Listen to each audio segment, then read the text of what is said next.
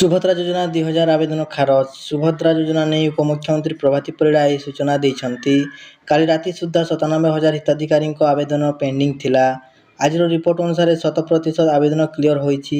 କେବଳ ଆକାଉଣ୍ଟ ଭୁଲ ଭଟକା ଯୋଗୁଁ 2000 ରିଜେକ୍ଟ ହୋଇଥାଇପାରେ ବୋଲି ସେ କହିଛନ୍ତି। ତେବେ ଯେଉଁ ଯୋଗ୍ୟ ହିତାଧିକାରୀ ଆବେଦନ କରିବେ ସମସ୍ତେ ଟଙ୍କା ପାଇବେ ବୋଲି ପ୍ରଭାତୀ ପରିଡ଼ା କହିଛନ୍ତି। ସୁଭଦ୍ରା ଟଙ୍କା ମିଳିବ ବୋଲି ଶୁଣୁଥିଲେ, ଟଙ୍କା କେବେ ଆସିବ ଚାତକ ଭଳି ଚାହିଁଥିଲେ।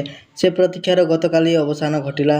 ଗୋଟିଏ ପଟେ ମୋଦି ସୁଇଚ୍ ଟିପି ସୁଭଦ୍ରା କିସ୍ତି ସିଧା ହିତାଧିକାରୀଙ୍କ ଆକାଉଣ୍ଟକୁ ଛାଡ଼ିଲେ, ଅନ୍ୟପଟେ ହିତାଧିକାରୀଙ୍କ ମୁହଁରେ ହସ ଫୁଟିଲା।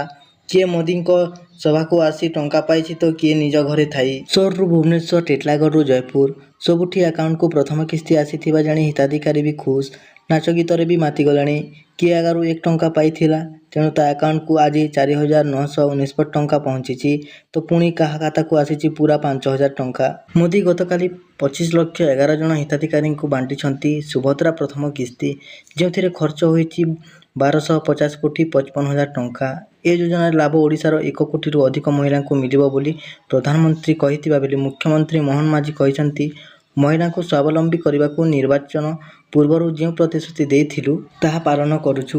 ସେମିତି ଉପମୁଖ୍ୟମନ୍ତ୍ରୀ ପ୍ରଭାତୀ ପରିଡ଼ାଙ୍କ ସୂଚନା ଅନୁସାରେ ଏଯାବତ୍ 74 ଲକ୍ଷ ମହିଳା ସୁଭଦ୍ରା ଯୋଜନାରେ ସାମିଲ ହେବାକୁ ପଞ୍ଜୀକରଣ କରିଛନ୍ତି। ମା ଭଉଣୀମାନେ, ଆପଣ ପ୍ରଥମ କିସ୍ତି ପାଇଲେଣି କି କେମିତି ଆପଣମାନେ କମେଣ୍ଟରେ ଜଣାଇବେ। ତ ମୋ ଭିଡ଼ିଓ ଯଦି ଭଲ ଲାଗିଥିବ ତାହେଲେ ମୋ ଚ୍ୟାନେଲକୁ ଲାଇକ୍, ସବସ୍କ୍ରାଇବ୍ ଟିକେ କରିବାକୁ ଭୁଲିବେ ନାହିଁ। ମୁଁ ରଖୁଛି, ଧନ୍ୟବାଦ।